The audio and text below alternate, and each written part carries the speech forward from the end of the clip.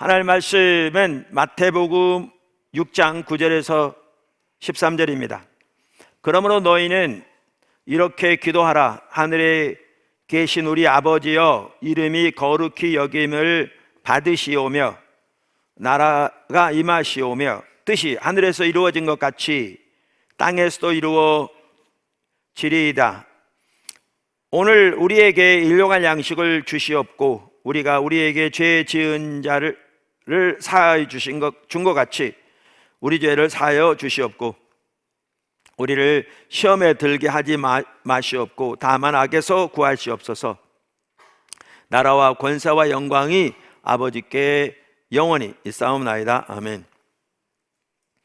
우리가 주일 낮 시간을 통해서 말씀 묵상을 통해 하나님과 동행하는 삶에 대해서 살펴보고 있습니다. 특별히 그것을 위해 영성훈련의 중요성을 하나님께서 강력하게 깨닫게 하시면서 또 그 관점에서 우리 모두를 인도하고 계십니다. 그런데 말씀 묵상을 통해 하나님과 동행하고 또 영성훈련도 마찬가지고 거기에 같이 가는 한 가지 중요한 부분이 기도입니다. 당연히 그래서 그 기도에 대해서 살펴보되 오늘 우리가 어떻게 기도할 것인가, 무엇을 위해, 한 좋은 모델이 예수님께서 가르쳐 주신 주기도입니다. 그래서 기도의 모델을 살펴보기 원합니다. 오늘 사실은 크게 두 파트인데요. 첫 번째는 복습하는 거고요. 두 번째는 우리 기도의 모델을 살펴보겠습니다.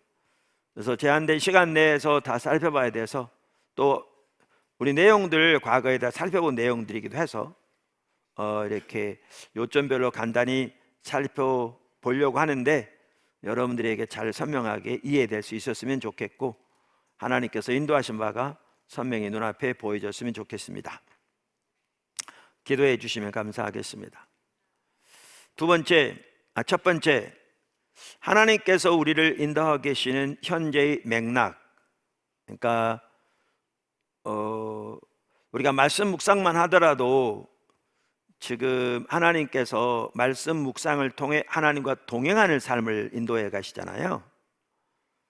근데 동행하는 삶을 인도해 가시되 우리 각자가 철저하게 십자가 복음의 삶을 실제로 사는 자료로 이끌어 가시고 이를 위해 영성훈련, 때로는 임재훈련 집중적으로 우리가 통해서 그 삶을 사는데 자라나게 하시고, 그러면서 하나님께서 교회 전체를 선교적 교회로 인도해 가시면서 우리가 삶의 현장에서 선교적 삶을 사는데 이 십자가 복음의 삶을 사는 그리로 인도하고 계시잖아요. 그래서 십자가 복음의 삶이 우리 신앙의 가장 기본이라고 할 수 있는데 그것이 선교적 삶으로 열매를 맺어야 되고 선교적 삶을 살기 위해서는 십자가 복음의 삶이 필수이고 이제 그렇게 우리를 인도해 가시는 거죠. 그것이 사실 하나님께서 지금 포도나무 교회를 또 성도 한 사람 한 사람을 이렇게 집중적으로 이제 인도해 가고 계신 부분인데요. 그래서 지난 몇 주간만 하더라도 이렇게 주님의 인도를 따라갈 때 우리에게 매우 소중한 부분이 교회를 향한 하나님의 비전을 깨닫는 것이다. 그리고 그 비전의 삶을 드릴 뿐만 아니라 그 토대 위에서 자신의 사역을 위한 하나님의 비전을 발견하고 그 일에 매진할 때 열정을 가지고 하나님께서 뒷받침하신다 라는 것을 이렇게 살펴봤잖아요. 그러니까 아까 제가 광고 시간에 나눈 대로 여러분 간단한 얘기 같지만 전혀 간단한 얘기가 아니거든요. 지금 우리들이 정말 세속화되어 있는 세상, 특별히 서구 문화의 영향으로 그 문화가 가는 곳마다 젊은 세대들이 교회를 떠나고 가는 곳마다 교회가 쇠퇴하는 그러한 상황에서 우리가 철저하게 성경적 세계관 또한 복음으로 무장되어져서 승리하는 삶을 살 뿐만 아니라 더 나아가 문화를 구속하는 하나님이 의도하신 원래 창조 질서와 계획대로 회복시키는 그 일을 위해 우리가 부름을 받았거든요. 이제 앞으로 더 살펴보겠지만 근데 그 삶을 살려면 우리 모두가 더 배워야 되는 거죠. 그러면서 도서관의 필요성을 보이시고 아까 나눈 것처럼 그렇게 전혀 예상치 않게 하나님께서 그 자리에 전혀 없던 분에게 기도 시간에 또렷하게 도서관에 대한 감동을 주시고 심지어 위치까지 그러면서 일이 진행되게 하시고 그 코로나 기간 동안에 우리 상황에서 그 엄청난 필요를 하나님께서 채우시고 인도해 가시는, 그러니까 이 하나하나가 그냥 있는 일이 아닙니다. 하나님 이 시대에 우리를 어디로 인도하고 계시고 어떻게 인도하고 계시고 그걸 위해서 어떻게 뒷받침하시는가를 보여주는 하나의 좋은 얘기도 하거든요. 엄청난 일이죠. 이런 일들은 특별히 오늘날의 교회가 처한 상황에서 볼 때, 그러니까 이와 같이 모든 교회가, 그래서 포도나무 교회는 더 포도나무 교회가 돼야 한다고요. 하나님의 비전을 쫓아서 그리고 각자가 그 토대 위에 하나님의 비전을 보고 어떤 사람은 사업으로, 어떤 사람은 가정에서, 어떤 사람은 일터에서 다양하게, 어떤 사람은 문화예술인으로서 다양하게, 어떤 사람은 교사로서 다양하게 그 토대 위에서 자신의 사역을 위한 하나님의 비전을 보고 거기에 매진할 때 하나님의 강력한 뒷받침이 함께 하실 거거든요. 강력한 뒷받침. 너무 귀한 일인 거죠. 그래서 그게 이제 전체적인 맥락이에요. 그러면서 이 말씀 묵상만 하더라도 아까 말씀드린 대로 이게 어떤 관점에서 말씀을 묵상할 거냐라는 얘기죠. 그러니까 좀 쉽게 표현하면 내가 지금 하나님과 친밀하게 동행하면서 하나님의 행하심 가운데 함께하면서 하나님이 뒷받침하시는 그 자리에 있다면 그 사람이 말씀을 묵상하는 것과 나는 어떻게 보면 하나님의 관점에서 하나님과 너무 멀리 떨어져 있어서 하나님의 생명의 역사가 내 삶 속에 전혀 함께하지 않는, 오히려 그 반대인 이런 상태에서 말씀을 묵상한다면 이 둘이 다를 거거든요.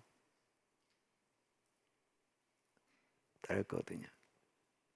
그래서 한편으로는 지금 하나님께서 우리를 인도해 가시는 게 모두가 십자가 복음의 삶을 실제로 사는 자리에, 그래서 하나님의 생명이 우리 삶에서 회복되고 하나님의 주권적인 통치가 우리 가운데 회복되고 하나님이 우리 삶을 주도권을 잡으시고 앞서가시며 따라가시는 요 부분에 맞춰서 훈련되어 줄 뿐만 아니라 더 나아가 한편으로는 이 토대 위에서 지금 말씀드린 대로 우리의 삶의 현장에서 선교적 교회의 삶, 선교적 삶으로 나아가 하나님의 그 위대하신 일에 동참하는 대로 나아가는 이 양방향에 있거든요, 사실은 지금. 그러면 우리의 형편과 처지를 따라서 이 전체적인 맥락을 이해하고 이제 적극적으로 이렇게 말씀을 배우고 무장하는 자리로 서야 될 것이거든요. 서야 될 것이거든요. 그래서 특별히 하나님의 길에서 이렇게 떠나 있어서 내 삶 속에 하나님의 실제적인 생명에서 함께하지 않는, 성경적인 관점에서 하나님 멀리 떠나 있는 상황에서 돌이켜지려면 이제 그 부분에서 아주 중요한 구절이 역대하 7장 14절입니다. 역대하 7장 14절거든요. 그러니까 성경에 보면 호세아 6장 1절만 하더라도 오라 우리가 여호와께로 돌아가자. 여호와께서 우리를 찢으셨으나 도로 낫게 하실 것이요 우리를 치셨으나 싸매어 주실 것임이라. 그럼 3절에 그러므로 여호와를 알자, 힘써 여호와를 알자. 그의 나오심은 새벽빛같이 일정하니 어김없나니 비와 같이 땅을 적시는 늦은 비와 같이 우리에게 임하시리라 하니라. 그러니까 하나님께 적극적으로 돌아가야 할 필요성이 있는, 그런 의미에서 하나님을 알기를 간절히 추구하라고, 그러면 하나님 반드시 임하시겠다고 말씀하시잖아요.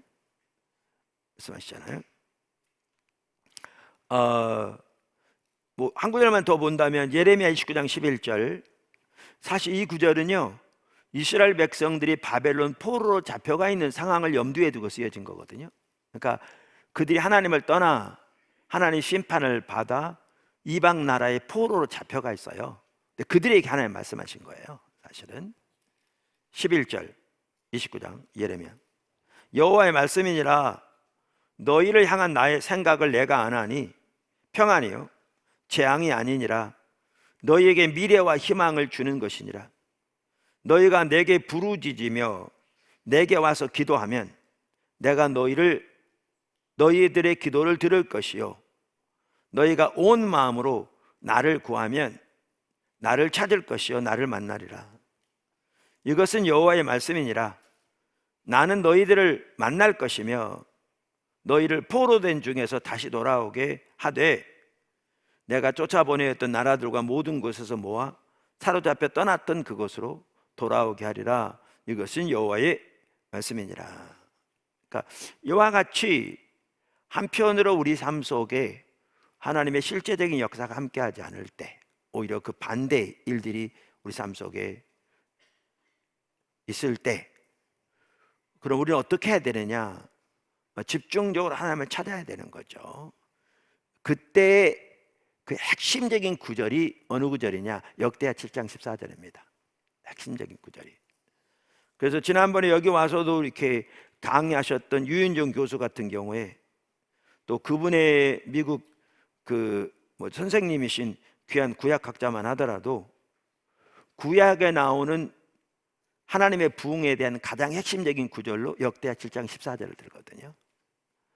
그럼 우리가 하나님을 찾을 때 또 영성훈련할 때 이 모든 부분에서 한 중요한 구절이 역대하 7장 14절입니다. 그러니까 전체적인 아까 맥락을 살펴봤고 이 상황에서 우리가 특별히 하나님께로 돌아가 하나님이 우리 삶 속에 회복되어지면서 하나님과 실질적으로 동행 삶 가운데 우리가 어떻게 돌이켜져야 할지 그 부분에서 핵심적인 구절이 역대하 7장 14절입니다.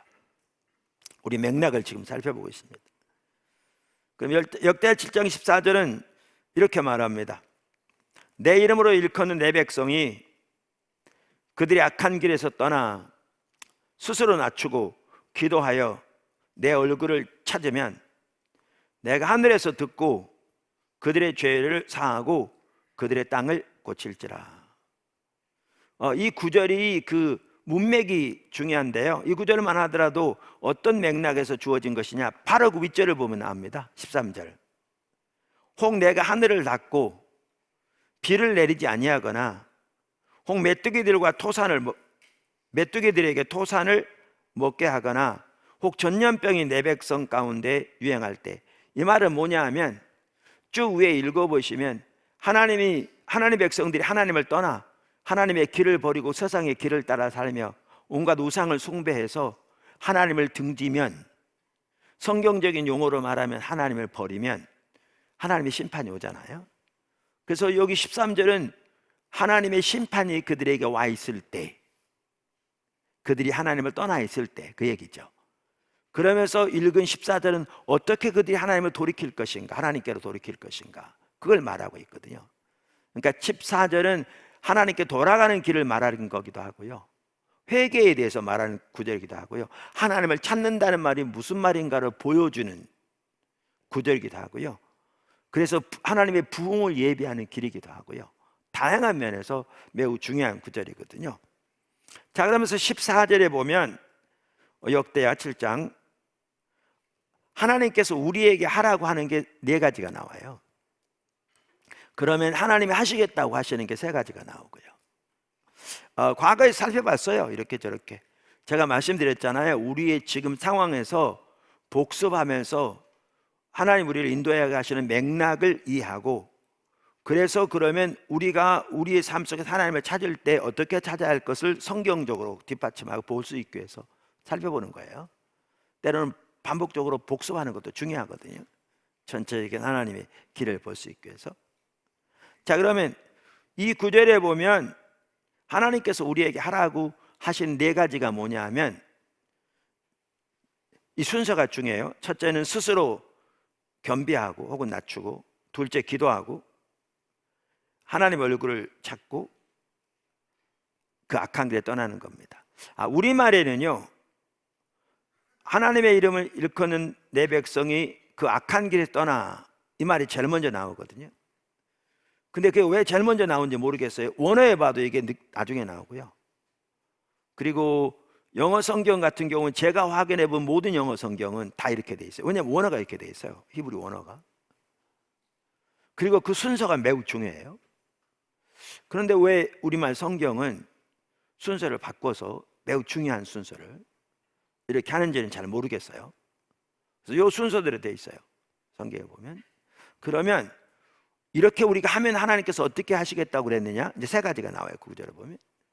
하나는 하나님께서 우리의 기도를 들으시고 우리의 죄를 사하고 마지막으로 그 땅을 고치겠다. 그 땅을 고치겠다는 말이 무슨 말이에요? 아까 위에 보면 뭐라고 그랬냐면 하나님 심판이 임해서 메뚜기들이 그 수확을 다 먹어버리고 전염병이 돌 때, 그러니까 이러한 하나님의 심판의 열매들이 우리 삶 속에 있을 때 그 말이잖아요. 그 땅을 고치겠다는 말은 뭐예요? 우리 회복시키시겠다는 말이죠.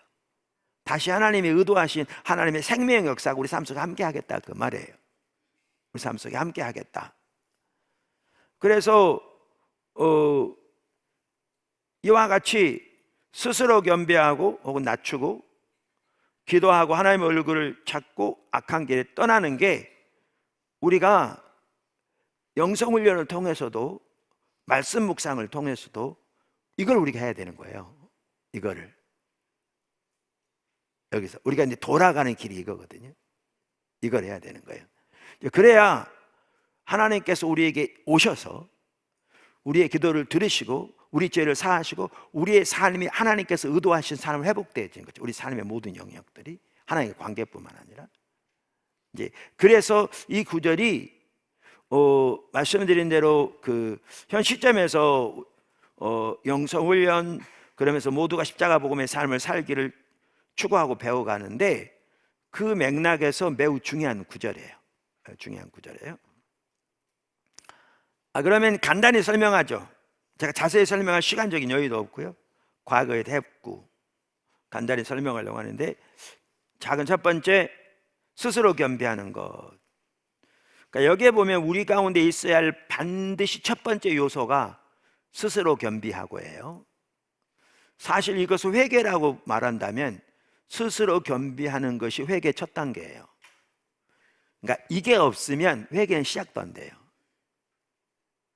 하나님을 찾고 하나님께 돌아가는 거요, 이게 없으면 시작 자체가 안 돼요.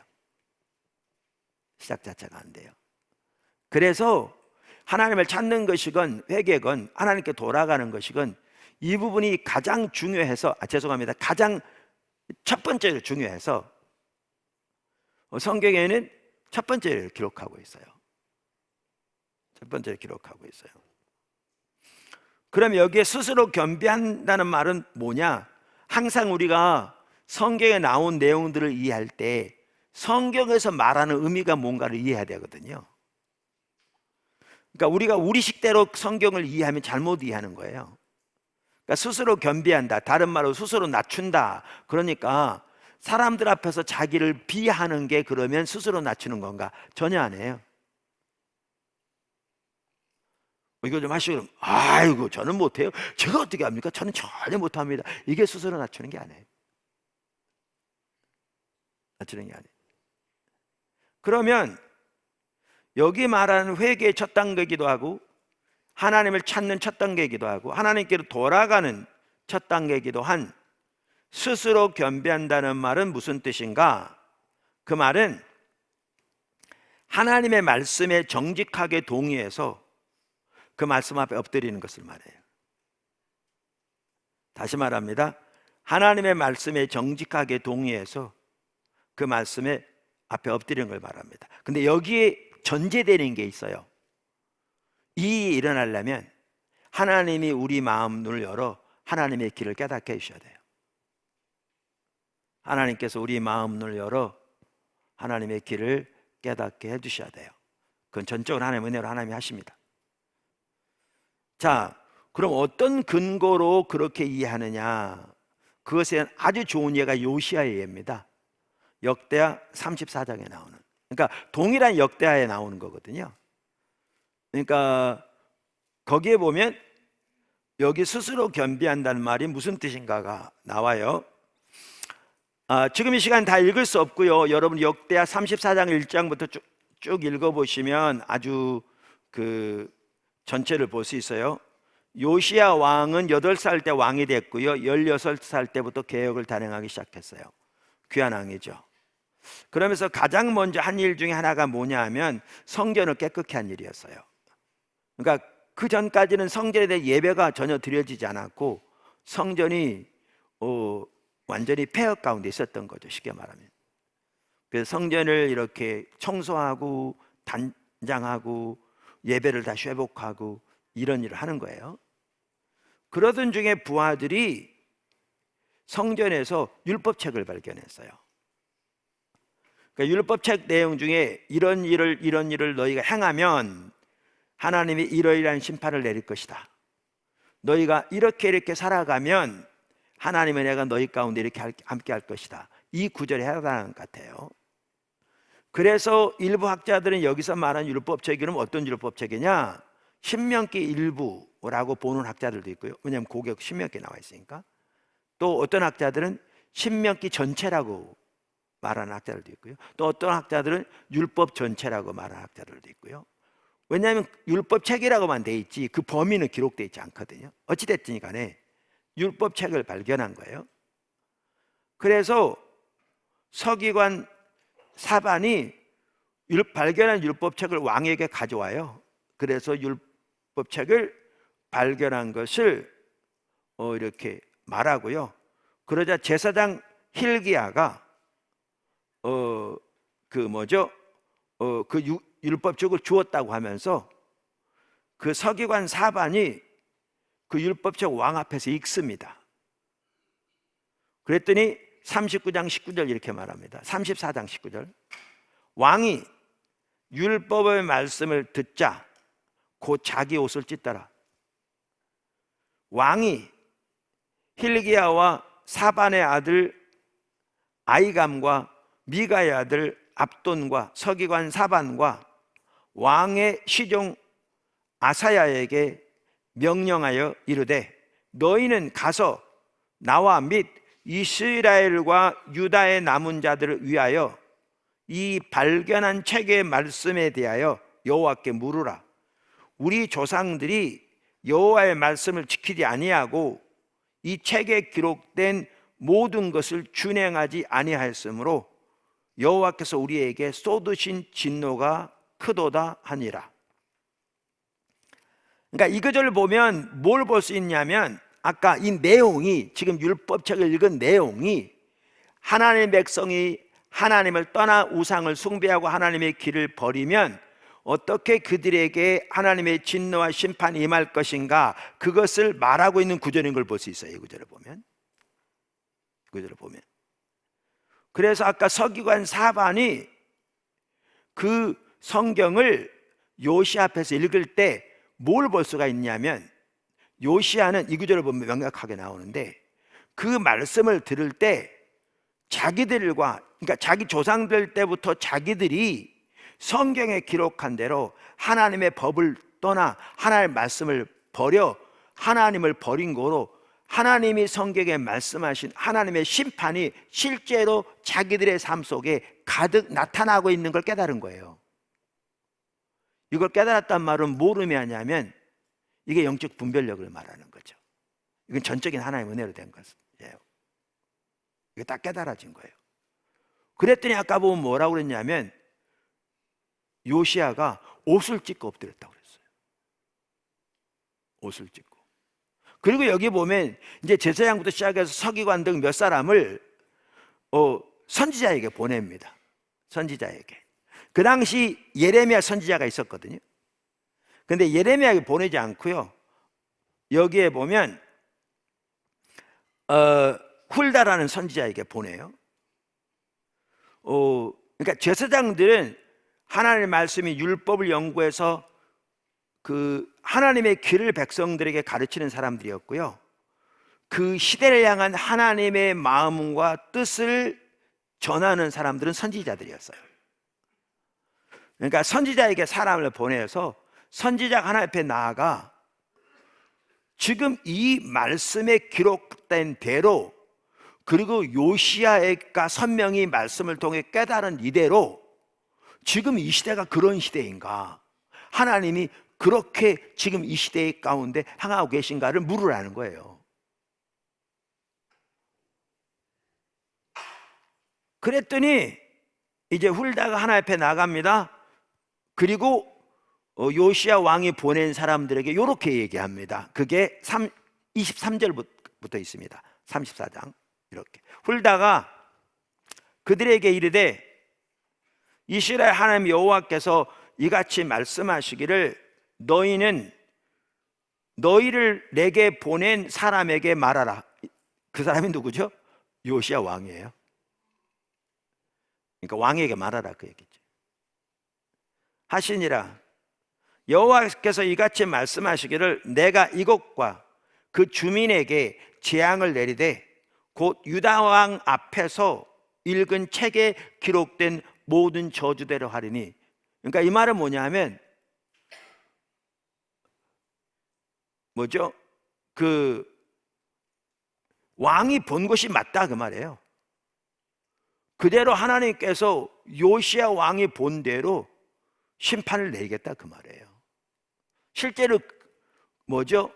그 시대에 얼마 되지 않아서 그 남방 유다가 멸망하고 예루살렘 성전 불타고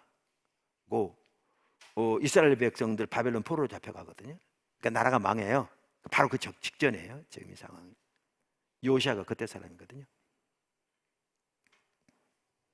저주대로 하리니 이는 이 백성들이 나를 버리고 다른 신들에게 분향하며 그의 손의 모든 행위로 나의 노여움을 샀음이라. 그러므로 나의 노여움을 이곳에 쏟으며 꺼지지 아니하리라 하라 하셨느니라. 쉽게 말하면 그대로 된다. 지금 하나님은 그 일을 지금 하고 있다 그 말이잖아요. 근데 그 다음 절 보세요. 26절 너희를 보내어 여호와께 묻게 한 유다 왕에게는, 요시야 왕에게는 너희가 이렇게 전하라. 이스라엘 하나님 여호와께서 이같이 말씀하시기를 내가 들은 말을 의논하건대 내가 이곳과 그 주민을 가리켜 말하는 것을 내가 듣고 마음이 연약하여, 이 말은 연약하다, 약하다 이게 아니고요, 마음이 연하여 그 말이죠. 부드러워, 살과 같이 부드러운. 그러니까 살과 같이 부드럽다니까 그 말도 좀 이해가 덜 되는데, 여러분 살이 이렇게 딱 굳어 있잖아요. 이렇게 어떤 예를 들면 뭐 맨발 벗고 일을 많이 한 분들을 보면 이 발바닥이 딱딱히 굳어 있잖아요. 그럼 굳어 있는 데는요, 굳은 살에 매겨 있으면 바늘로 찔러도 반응이 없어요. 피도 안 나오고. 근데 일반 살을 바늘로 딱 찌르면 금방 아프죠. 뿐만 아니라 피가 나죠. 이 마음이 연하다는 말은 뭐냐 하면 하나님의 말씀 앞에 바로 반응한 걸 말하는 거예요. 어떤 사람은 마음이 굳어져서 하나님의 강력한 말씀을 들어도 전혀 반응조차 없는, 그런 사람들이 적지 않거든요. 돌이켜질 수가 없는 거죠. 근데 요시야는 마음이 연했다는 말은, 이 마음이 부드럽다는 말은, 또 설교에 보면 살과 같이 연하여 뭐 이런 얘기가 나오잖아요. 금방 말한 대로 살을 발로 찌르면 곧바로 반응이 오는 것처럼 그렇게 말씀 앞에 곧바로 반응하는 자세를 말하는 거예요. 이 말의 의미가 뭐 연약하다 그러니까 뭐 병들었다 이런 차원이 전혀 아니고, 마음이 연약하여 하나님 곧 내 앞에서 겸손하여 옷을 찢고 통곡하였으므로, 여기에 겸손하여 그랬잖아요. 여기 원어에 보면 뭐라고 했냐면 스스로 겸비하여 이렇게 돼 있어요. 아까 혹은 스스로 낮추어, 겸손하여 옷을 찢고 통곡하였으므로 나도 내 말을 들었노라 여호와가 말하였느니라. 그러니까 그러면 보시면 하나님의 말씀대로 심판을 내리되 요시야에게는 이제 쭉 읽어보시면 그 다음에 그가 죽을 때까지 그 심판이 내리지 않을 것이고 그가 평안히 묘실에 들어갈 거고 그 후에 심판이 내릴 거라는 거예요. 그러면서 뭐라고 그러냐면 요시야가 하나님의 말씀을 들었을 때 마음이 연하여 스스로 겸비하였기 때문에 그렇게 할 거라는 거예요. 그럼 이 구절을 보면 성경에서 스스로 겸비한단 말이 무슨 말인지 금방 알 수 있는 거죠. 그래서 이러한 구절들을 보면, 그리고 성경 전체를 보면 성경에서 스스로 겸비한단 말은 말씀드린 대로 하나님의 말씀 뜻이 선명히 보여질 때, 이게 이제 전제돼요. 이게 하나님의 은혜예요. 그 앞에 정직하게 동의하고 엎드리는 것, 이게 스스로 겸비함이에요. 근데 제가 아까 뭐라고 말씀드렸냐면요, 이 자세가 없으면 회개는 시작도 안 돼요. 이 자세가 없으면 하나님을 찾는 것은 시작도 될 수 없어요. 이게 첫 단추라고 그랬잖아요. 이 자세가 없으면 하나님께 돌아가는 것은 시작도 안 돼요. 하나님의 말씀이 선명히 비춰질 때, 뜻이, 길이, 그리고 그 앞에 비춰진 자신의 모습이 보여질 때 하나님의 말씀 앞에 정직하게 동의하고 엎드리는 것, 그게 스스로 겸비함이라고 그랬잖아요. 그런데 간단한 얘기 같죠? 그러니까 의외로 너무나 많은 사람들이 여기까지 오지 않아요. 실제로 많은 사람들이 마음이 굳어져 있어서 하나님의 강력한 말씀 앞에서도 전혀 반응하지 않는 사람도 적지 않고요, 하나님의 말씀이 비춰질 때에도 온갖 종류의 말들을 통해 자기 자신을 정당화하고 또 책임을 전가하고 핑계를 대서 말씀 앞에 서지 않은 경우 절대 적잖아요. 예를 들면 요즘 요 시대 그렇게 사람 어디냐? 너는 그렇게 사냐? 아이고 세상 목사님이야 그렇게 말씀을 전하시지만 세상을 몰라서 그렇지, 세상에 어떻게 그렇게 살 수 있나요? 적당히 융통성 가지고 살아야지. 이 모든 자세들이요, 스스로 겸비함이 없는 거예요.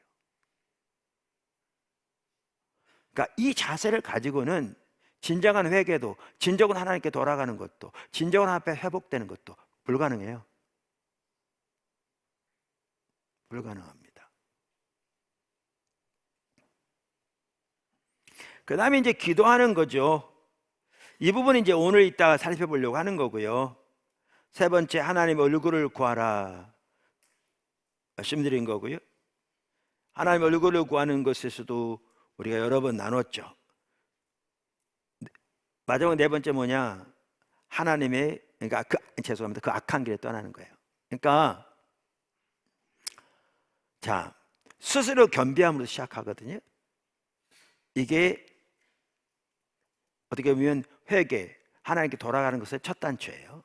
그러면 그 악한 길에 떠나는 것은요, 그 마무리라고 볼 수 있어요. 그 마무리라고 볼 수 있어요.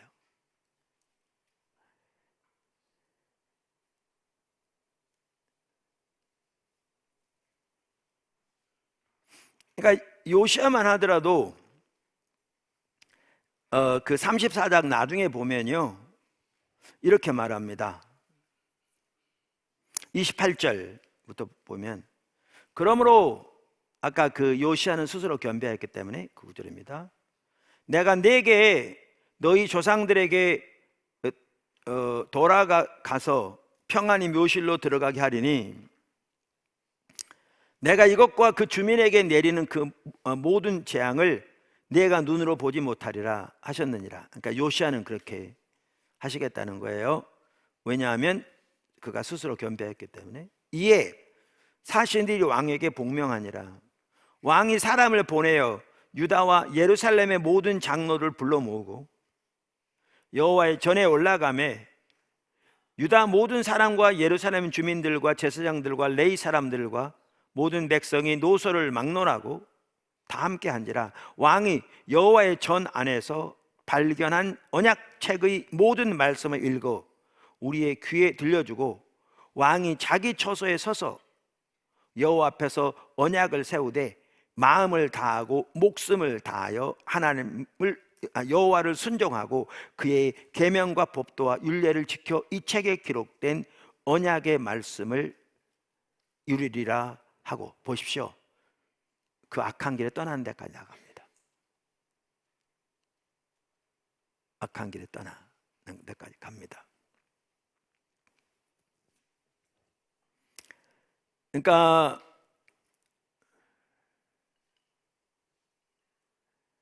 제가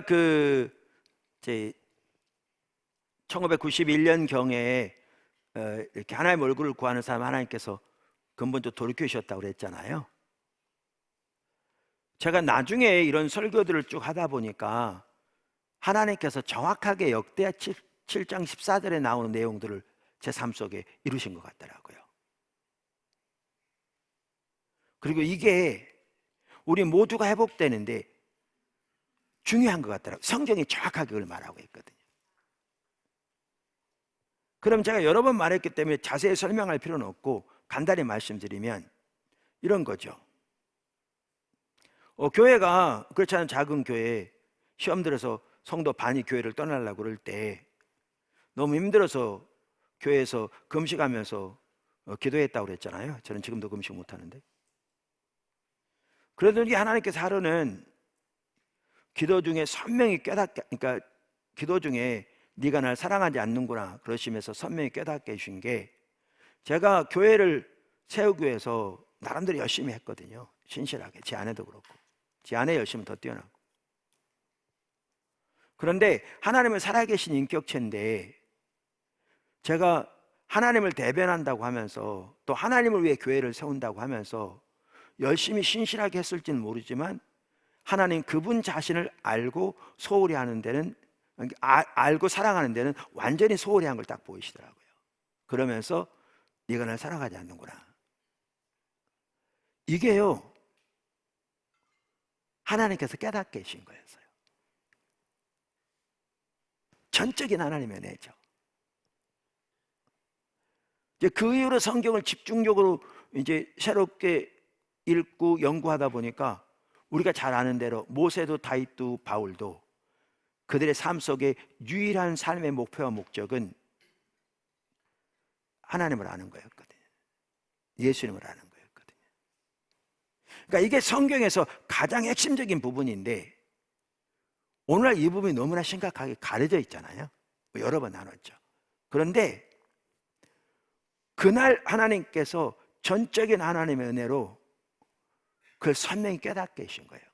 그랬더니 제가 여러 번 나눈 대로 제 중심에서 회개가 나오더라고요. 하나님, 제가 잘못했습니다. 그러면서 저 같은 경우에 이게 선명히 보여지니까 교회를 성장시키는 모든 노력이 내려지더라고요. 초점이 더 이상 교회 성장에 있지 않았죠. 내가 하나님도 알지 못하면서. 그러면서 목회를 소홀했다는 게 아니라 하나님을 알기를 적극적으로 추구하게 되었죠. 자, 보세요. 하나님의 기준이 딱 보여지고 길이 전적인 은혜로, 그러니까 그 정직하게 동의하고 엎드리는 것, 요게 스스로 겸비함이었어요. 요게.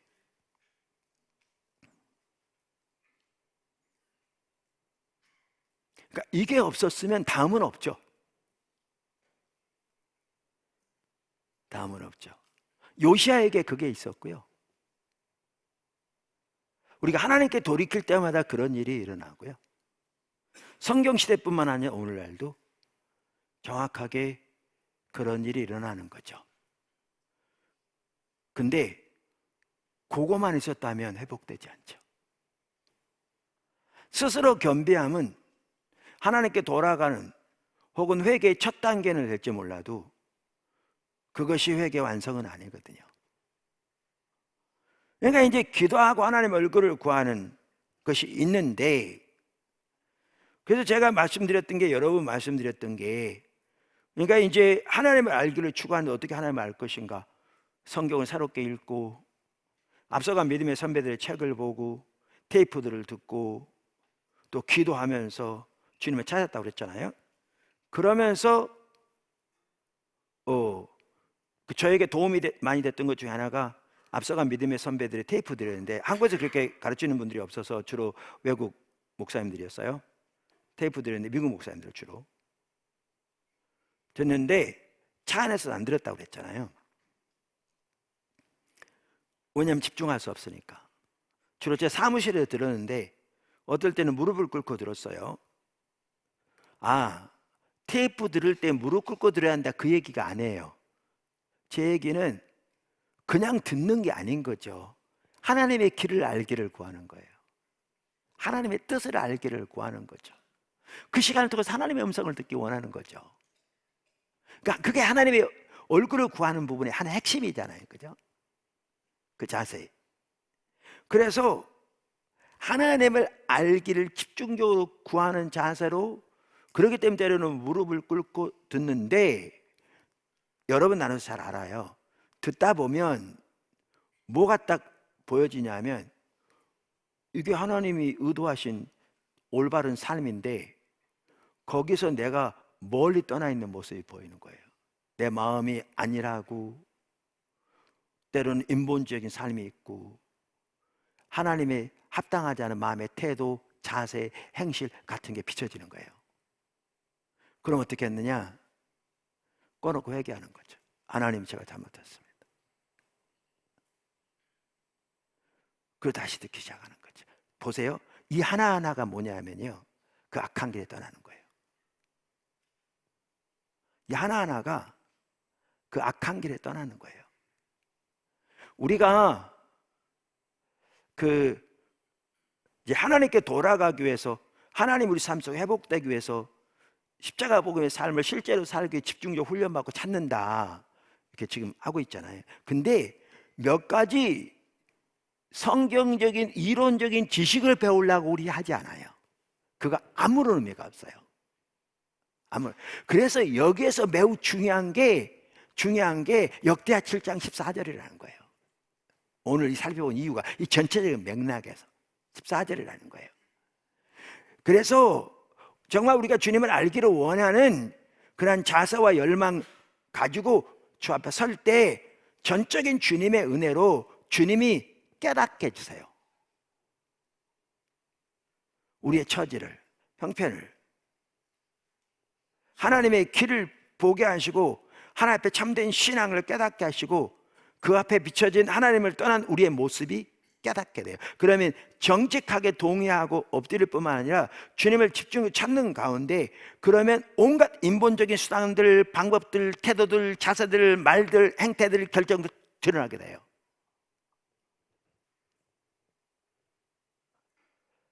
드러나게 돼요. 예를 들면 헨리 블랙가비 목사님 하더라도 그 하나님과 신선한 만남이라는 책이 아주 뛰어난 좋은 책이거든요. 정확하게 같은 맥락이 다루고 있어요. 그 책이 하나님의 부흥을 예비하는 길이라는 그 부제가 달렸어요. 부흥과 각성을 예비하는 길. 그런데 거기에 보면 이제 이걸 그분은 우상숭배라고 그래요. 인본주의적인 모든 행태들을 우상숭배라고 표현하고 있는데, 그 공동체적인 회개에 대해서 말하면서 이렇게 써 있어요. 이렇게 써 있어요.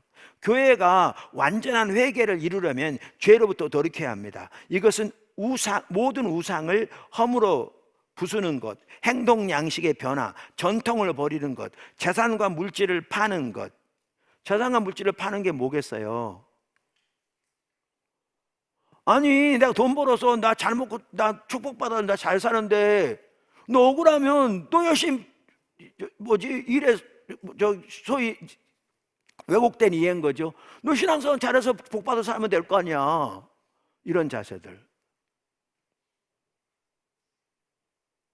그러니까 성경에 보면 너희 부활을 하늘에 쌓아두라고 그랬고, 하늘에 쌓아둔 방법이 헌금과 구제인데,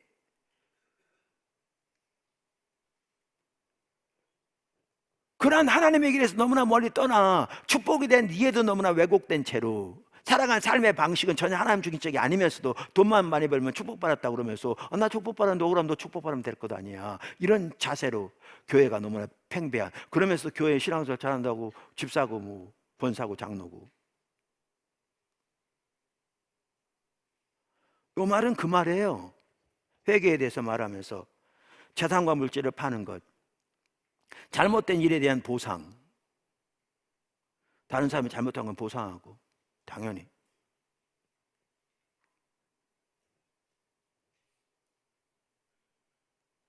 어떤 사람들은 목사인데도 빌린 돈도 갚지도 않아요? 돈 있어도. 다른 사람들과의 화해, 하나님이 용납한 사람들을 용납하는 일 등을 요구할 수 있습니다. 다음부터 잘할게요 라는 말로는 불충분합니다. 회개는 미래에 대한 약속이 아니라 매일의 삶에서 새로운 삶의 방식이 구현되는 것입니다. 무슨 말 아시죠? 주님을 찾으면 이런 죄들이 보이기 시작해요. 스스로 겸비하고 기도하고 주님의 얼굴 구하여 찾으면 이런 죄들이 보이기 시작해요. 아까 말씀드린 대로. 그러면 이 죄로부터 돌이키는 게 그 악한 길에 떠나는 거예요. 근데 이게 한 번만 일어나지 않아요. 우리가 주님을 떠나서로 우리의 삶의 모든 분야가 인본주의적으로 아예 찌들어 있게 돼요. 여기 지금 잠깐 언급한 것처럼.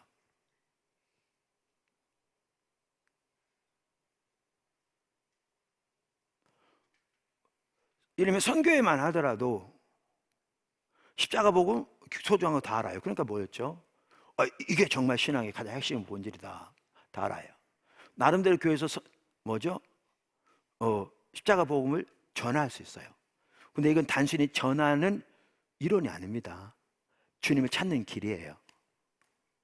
근데 스스로 겸비하고 집중적으로 주님을 찾고 기도하는 중에 주님께서 깨달아지는 대로 자기 개인뿐만 아니라 교회 전체에 있는 이러한 구습들, 하나님의 말씀에 합하지 않은 행실과 태도들, 전통들, 자세들을 돌이키는 것이 포함됩니다. 역대 7장 14절에. 근데 그게 없이 그저 십자가 복음의 내용을 전한다고 하나님 회복되지 않습니다. 그건 하나님 기만하는 거죠. 그러면서 십자가 복음 운운하면 그건 말도 안 되는 얘기죠. 이것이 개인이건 공동체건 다 마찬가지입니다. 다 마찬가지입니다. 그래서 우리가 영성훈련 지금 쭉 하나님께서 어디로 인도하고 계신지 살폈는데 거기에 돌아가는데 핵심이 역대하 7장 14절입니다. 거기 핵심이. 그래서 오늘 지금 나누는 거예요. 나누는 거예요. 그래서 이렇게 하나님을 찾으면 우리의 삶에서 아까 말한 행동, 양식, 삶의 방식, 삶의 목표 다양한 부분에서 우리가 생각하지 못하는 것까지 하나님께서 하나님 말씀에 합하지 않은 우리의 죄들을 들추시기 시작하십니다. 그리고 그것을 회개하고 돌이키는 게 그 악한 길에 떠나는 겁니다. 근데 사실 주님 안 찾으면 이게 안 보여요. 안 보여요. 자, 그렇게 찾으면서 이렇게 돌이키고 그러다 보면 저 같은 경우 또 뭐냐 하면 이렇게 찾다 보면 중요한 내용들이 나오면 그 하나님의 길을 정리하고 잠깐 꺼놓고 다시 듣고, 그럼 한 테이프 하나만 듣고 나면 그거를 정리한 걸 다시 보면서 성경 구절을 가지고 확인하고 그걸 다시 더 성경 말씀을 토대로 하나님의 길을 배우고, 그러는 과정에서 또 제 자신의 삶이 하나님의 길에 떠나는 게 보여지면 말 한마디라도, 그때 사실 참 어려웠던 게 그거예요. 말만 하더라도요 이게 어떻게 표현할지 모르겠는 거예요. 예를 들면 우리가 일반적으로 표현할 때 이렇게 표현해요. 포도나무 교회 그러면 그 여조봉 목사님 교회 그래요. 근데 그게 얼마나 타락한 거냐고. 이게 포도나무 교회 여조봉 목사 교회인가요?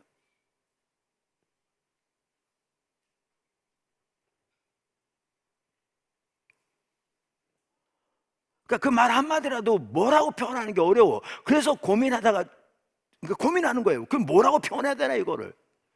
그래서 이렇게 표현하죠. 제가 섬기는 교회.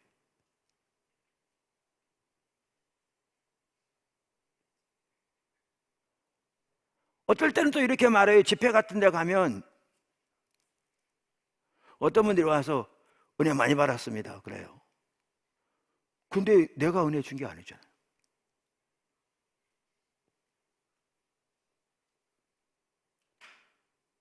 하나님이 주신 거잖아요.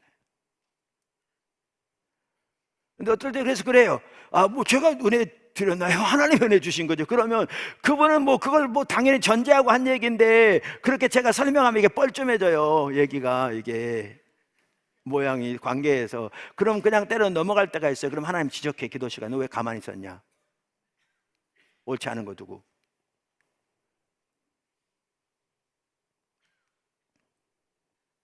고민해. 그럼 뭐라고 그래야 되나? 그 다음에 이렇게 말해요. 뭐 은혜 받자 그러면 하나님 하셨습니다. 그러니까 우리의 일반적으로 내려오는 전통 말 한마디 한마디까지 인본주의가 너무너무 가득해요.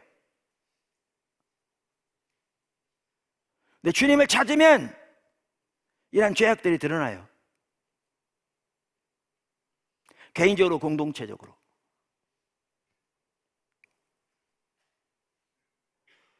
그리고 거기에서 돌이키는 게, 그 악한 길에서 돌이키는 게 하나님을 찾는 것에 포함되는 거예요. 그러니까 왜냐면 남전대 여전대만 하더라도 제가 자주 말씀드린 게 그거예요.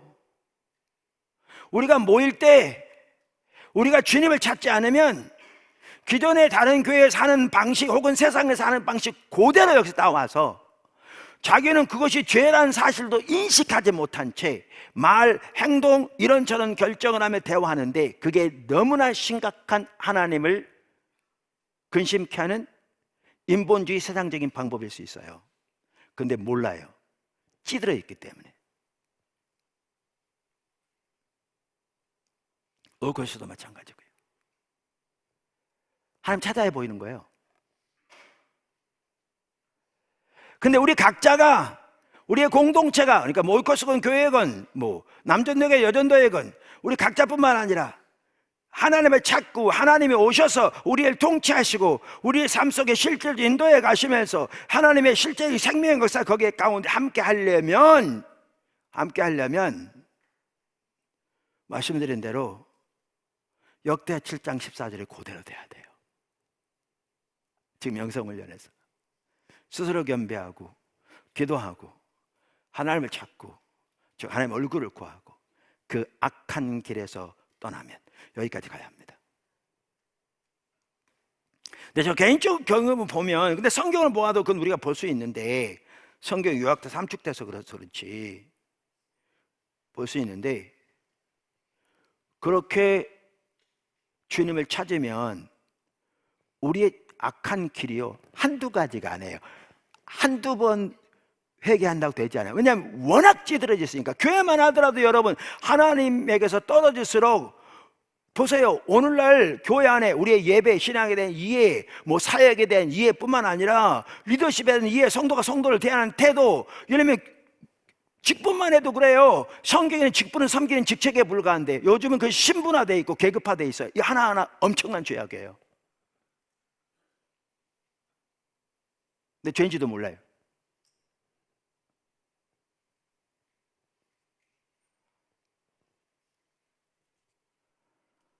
그러니까 때로는 교회에 직분을 가지고 직분들 리더십이 하나님 중심적이지 아니고 너무나 세상적인 세속적인 가치, 삶의 자세, 언어, 아까 말한 대로 그대로 가지고 있는 거예요. 절대로 적잖아요. 근데 그 상황에서 몇 가지 기도한다 응답될 것 같습니까?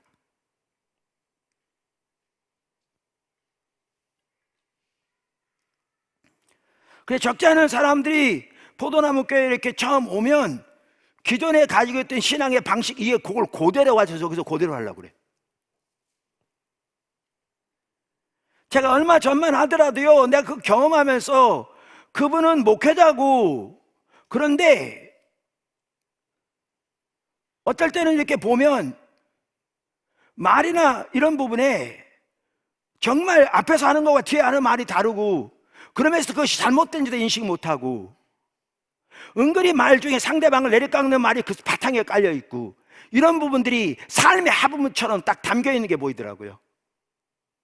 그게 오늘 교회 가운데 너무너무 팽배해요. 근데 그 하나님 앞에서요, 너무너무 심각한 죄예요.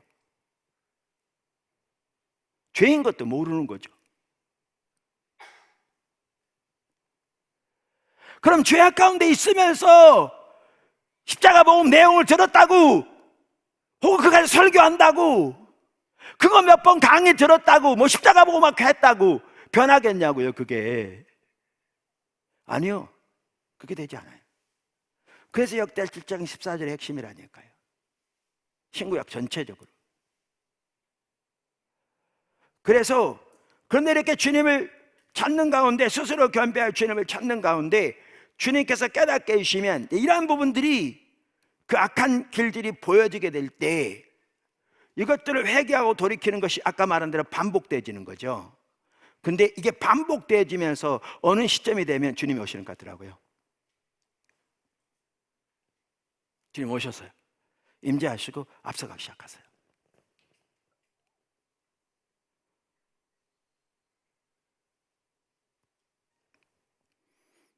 그래서 우리가 영성훈련 할 때 한편으로 이렇게 주님께 돌아가는 그 시점에서 우리가 주님을 찾을 때, 십자가 복음의 삶이 우리 삶 속에 지금 모두가 실제적인 경험이 되기 위해서 주님을 찾을 때 우리가 꼭 기억해야 할 중요한 것은 역대하 7장 14절을 기억하셔야 돼요.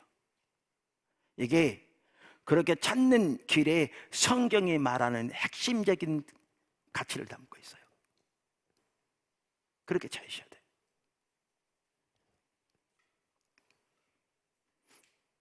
영성훈련은 여기에다 몇 가지를 더하죠. 미디어 금식, 세월을 얻기라고 주님께 아끼라고 말씀하시고 주님께 집중하기 위해서, 그리고 온 마음과 힘을 다해 주님을 찾기 위해서, 그리고 십자가 복음의 삶이 가장 핵심이기 때문에 실제로 그 삶을 살고 그 열매가 우리 삶 속에 실제로 나타나도록 하기 위해서 집중적으로 찾는 거죠. 아까 말한 역대하 7장 14절. 우리가 그 삶을 살며 자라난다, 더 나아가 선교적 교회 삶으로 나가야죠. 그래서 우리 삶의 현장에서 하나님의 인도하심을 따라 선교적 삶을 살기 위해 적극적으로 배워가야 되죠. 근데 실제로 선교적 삶이 먼저 우리 삶이 살면서 주님의 주권적인 통치와 임재와 주권적인 통치 가운데 앞서가시고 우리의 하나님 뜻과 비전을 보이시는 삶이 돼야 나머지가 가능한 거지. 이게 안 되면 어떻게 나머지가 가능합니까? 그래서 그렇게 나가야 되는 거죠. 그러면서 이 자리로 나가야 되는 거죠. 뿐만 아니라 임재훈련, 우리가 일상생활 순간순간 주님 임재 가운데 머물기 추구하고 그분의 통치하를 이끌 추구하고 그분의 인대를 따라 사는 삶을 훈련하는 거죠. 말, 행동, 결정 등 다양한 분야에서. 그리고 영성일기는 그것을 기록함으로 자신을 돌아볼 뿐만 아니라 하나님께서 우리 자신을 어떻게 인도하고 계신가를 전체적으로 볼 수 있을 뿐만 아니라 서로 공유하고 나눔으로써 서로 힘을 앞에 주님을 찾고 위로하고 또 넘어진 것도 나누면서 서로 기도해주고, 그렇게 하기 위한 매우 중요한 하나의 방법인 거죠. 자, 그러면서 여기 기도가 나옵니다. 아까 말한 대로 그 기도의 그 모델이 주기도입니다. 근데 시간 다 됐네요. 보니까 저는 이 두 개를 다 하려고 준비해 왔는데,